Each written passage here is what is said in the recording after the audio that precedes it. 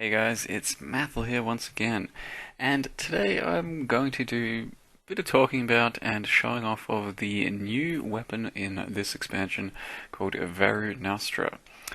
The weapon itself is a one-handed sword which can be used as any weapon type. It's got pretty good DPS, anywhere from about 220 to 280. That is pure physical damage. It's not very fast, it's only got a base speed of 1.3 and no attack speed on the weapon itself. And it is starting out as a sword, but since it is every weapon type, it doesn't really matter. Now the point here is it can be any weapon type, and you can do pretty much anything with it. As you see here, I started out with Spectral Throw. I'm now trying out Reeve at some point of the day, but essentially there is no skill that won't work well with this thing.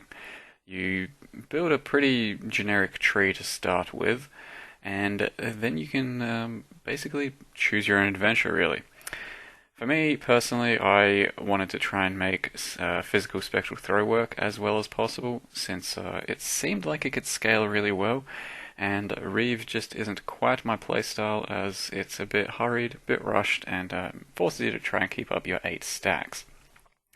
But one other interesting thing about this sword is you can use skills like Earthquake, Ground Slam, things that are supposed to be reserved for one-hand maces, but since this counts as a one-hand mace as well, you can use yourself some Ground Slam and some Earthquake, as well as some Sunder.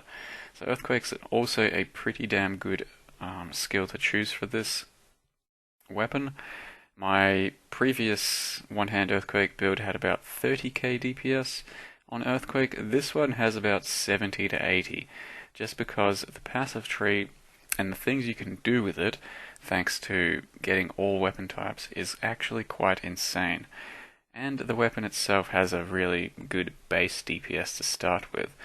So I'll be showing you what my Spectral Throw build looks like and why I think the sword is as powerful as it is, as well as giving you some options on what you can build with it, how you can build it, and what skills you could probably be using. But at this stage my character is around level 80ish, has 47k GMP DPS, which is mostly physical. That's about as much as my last physical Spectral Thrower had when he took down Uber at Zeri, well before nerfs came into play, and it's feeling really good, considering the weapon itself cost me something like 20 chaos, and the gear in total is something like a few exalts. I've gotten quite a lot of use out of the sword for a physical Spectral Throw build thus far. The ultimate goal for this character is to hit something like level 90 and take down Uber at Zeri, but for me, it was just about creating a physical Spectral Throw build without having to use a 10 to 15 Exalt weapon, which has usually been the case when creating physical Spectral Throw, because you just need a weapon that good to scale physical as opposed to elemental. So yeah, it's been really good. It will, I think, take down Uber at Zeri, and I will probably have a video up about that if it happens, so stay tuned for that one. Aside from that though, if you want my opinion, I do think Reeve should be the strongest other skill for it, because like I said, every other skill is viable, but of course they're not all on level playing foot, because some skills are a lot better than others, as we all know. Cough, Wild Strike, not that good. But if you really want to play Wild Strike, by all means, live your dreams, play some Wild Strike, because this sword would give you a good basis for a start on a Wild Strike build. I've just got to ramble for a couple more minutes while we finish off this Atziri, and then I'll get into the character and the build itself. As you can see, the Atziri is pretty easy, pretty comfortable. We have a lot of physical leech from the build, so it's actually quite comfortable on leech as well, and if you want to be safe, you get some Vile Pact. So here I am on the old character, Jack of All, Master of None. It is a shadow, and it is an Assassin Ascendancy. The reason for the Assassin Ascendancy is to get 0.5% critical strike chance per power charge, which of course attaches to the base crit of your weapon, Thus, with 5 power charges, we turn our weapon from a 5 crit weapon into a 7.5 crit weapon. That is pretty important to actually play crit for the build, as I think is the best use of the weapon. So to play a crit build, you do pretty much have to be an assassin for this weapon, but you could also be a scion as long as you take the assassin subclass and use a crit strikes gem, because crit strikes gem will also end up giving you 2 to your base. The Scion Assassin subclass will give you an extra 1. That'll turn your weapon into an 8 crit sword, and you should still be able to scale it from there quite comfortably. The problem is, Crit Strikes takes an entire gem link away from you, so that's a little bit inconvenient, but you can still build that way if you so choose. Now the reason I have chosen to do crit, and I think it's very worth doing, is, let's bring up our passive tree here. Here we go. So a crit Varunastra sword build over here looks like this for me. This is what I ended up making out of it. It has something like, this is the Spectral Throw version. It has about 140% life. You fill in the rest through a Belly of the Beast. And the point here is, though, you get absolutely insane scaling. So because it counts as every single weapon type, you are open to use the claw passives, the dagger passives, the sword passives, and also this insane wheel here. This one in particular is rather special because, as you can see, it says 24%, or each one gives a bonus to 3 different weapon types. Since Varunastra is all 3 weapon types, you get all 3 of the nodes per point. So that's 12 attack speed right there, that's 72 phys damage, that's 75 crit. It's very worth going out of your way to get this wheel for any Varunastra build you're making. But what's really cool is that you can get all of the best crit nodes for every single class, of weapon, and that ends up being rather substantial. As you can see, filling out crit is really easy on the build. 140 crit, 145 from claw, 175 from daggers, 135 from swords, and on top of that we got 85 base multi, you got 90 from daggers, you got another 24 from claws, and another 80 from swords. So after just playing around with the passive tree a bit, I felt like being crit for this build was extremely worthwhile, and that's why I went ahead and did it. It allowed me to get absolutely massive damage and crit without even needing to use an Abyssus, which is usually how I bridge the gap with a lot of my builds for huge damage. Now if I'm going for less of a Spectral Throw version, I go up here as well, and you just don't take as many proj nodes like over here and over here, so it frees up some passives. Of course we are going to have to grab those. This passive tree is not entirely ironed out too well yet, but you get the idea. So it's a similar sort of damage scaling, all those crits, all those crit multis. You also get quite a lot of physical, just as by proxy of getting these other sorts of nodes. So there's 134 claws, 102 daggers.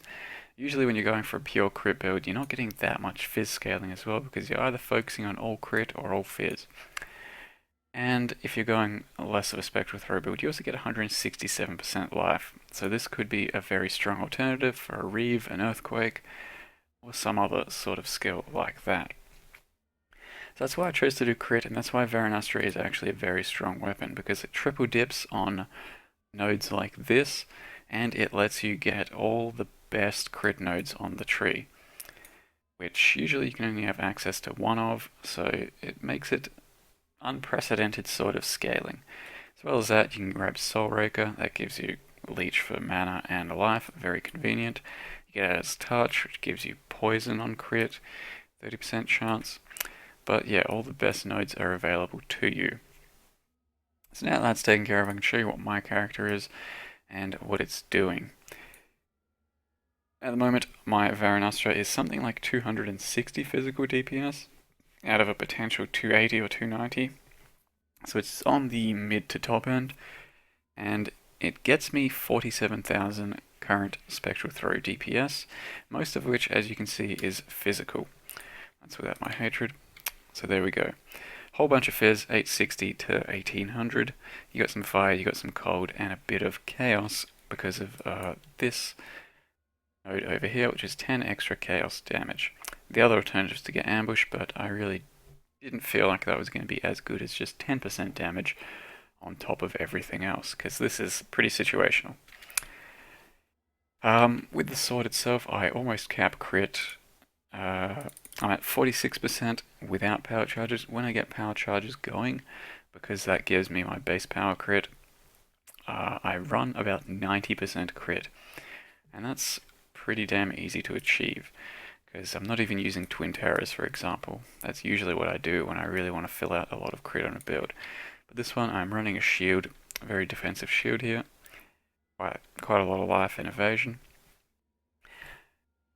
And yeah, so about 90 crit makes for a very comfortable crit lifestyle, and without getting really any crit multi from a lot of different sources, I have 492 crit multi already. Now that's just from the neck, from these gloves, and well, that's it actually. The rest comes from the passive tree, which is pretty nuts. Usually you need an Abyssus to hit these sorts of levels these days. So my current setup for Spectral Throw, I'm not even too sure if it's the right one, but I've been playing around with several different things like crit multi, wed, phys to lightning, but at the moment I'm running with Spectral Throw, GMP, faster attacks, added fire, and phys proj damage. That leaves me with mostly phys, but still a fair chunk of cold and fire. I am running hatred, I am running Herald of Ice. With the Herald of Ice I do have Assassin's Mark and Curse on Hit attached, so that I can have a bit more reliable power charge generation. Although unstable infusion, it does give you a lot of good power charge generation, especially if you're not that close to the crit cap. It's actually going to keep up your power charges more often than not for you. That said, I went with Herald of Ice just to get a bit more consistency as well. Wearing a rat's nest, really the gear choices are quite open to you. You could run a life helm, you could run some life gloves and hit about 5k life, because it's really not that crucial. Most of the damage is coming from the passive tree and not from the gear itself on this particular build. Aside from that, got to get some life, some resist, phys damage on your belt. Life, run speed, triple res, pretty good stuff. Rings, this is basically the ideal looking ring for my build. You really want a bit of phys damage, some accuracy, life, and resist. This thing cost me 20 chaos. And I have this ring. It's much more of an elemental suited ring, but it still does some good work regardless, just thanks to the wed, the added cold, but just a nice phys roll would be worth a lot more on this build than the wed and the added cold even combined. And then on a amulet I was looking for some crit multi and some phys damage, as well as a bit of crit and some life. This one also cost me about 20 chaos. My chest of choice for now is a Belly of the Beast, because for Spectral Throw the build doesn't get that much life. 140% really isn't much, but Belly of the Beast helps fill that out, and usually for my Spectral Throw builds I like to go about 4,500 life, which I should easily hit by level 90, and that's roughly uber running material for me. I also can go a Belly of the Beast because I'm wearing a shield for the build, which means I have enough evasion to get away with running a non-strictly evasion chest. I still get about 35%. It still helps out for arrow dancing, which makes Reflect a lot more manageable for Spectral Throw. If you are not going Spectral Throw and something like Reeve, you are going to have to focus more on how to deal with Reflect, because you're not going to be dodging or evading your projectiles like I currently do. So I have arrow dancing, I have an acrobatics, and that really helps mitigate Reflect for the most part, because you do start to crit pretty hard with this level of crit multi and this amount of phys damage. There's not much else to say really. running a Stibnite Flask gives you a lot of extra evasion. I rolled it for extra evasion and extra charges, but Stibnite just there to drop your smoke cloud and give you a bunch of extra evasion. Pops me up to 48%. Silver Flask gives you onslaught. Roll some reduced charges on that, gives you 2 uses, lasts 6 seconds. Very handy for, well, very handy for everything. Don't really need a Quicksilver anymore, but at the moment I still have one, and it's Zeri Flask and an Instant Life Flask. 2 Life Flasks are probably more recommended. Maybe just drop the Quicksilver, because you are whirling most of the time anyway, as per the Spectral Throw and Whirling Blade playstyle. I think that's all you really need to know at this stage for the build. Like I said, if I kill Uber Atziri, I will probably post a video about that, and maybe a bit more of a guide on what the build, how the build's coming along at level 90 plus. As I said, you can play around with plenty of other things like Reeve. Reeve's a very good skill for this. Earthquake's a very good skill. Also got Wild Strike, not that good though, unfortunately. Yeah, the world's your oyster with this blade. Just smash together a bunch of passives for crit, level it up, and try out any skill you really want to that fits your playstyle most. Ice Crash, that's another option. I mean, basically every single melee skill is possible. Flicker Strike, you can probably get some of that going. And I will mention lastly to level the build, it was actually quite simple. I just treated it as a regular dagger build. So I started here, went up here, grabbed the crit dagger nodes, grabbed these crit dagger nodes, and then started going down here, filling out life and over to the duelist tree.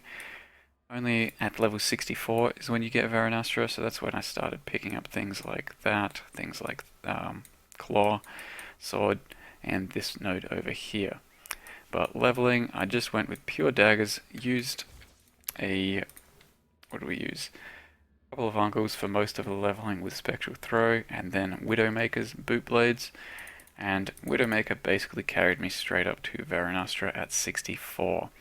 It's a very strong leveling item, and it was very smooth sailing for leveling.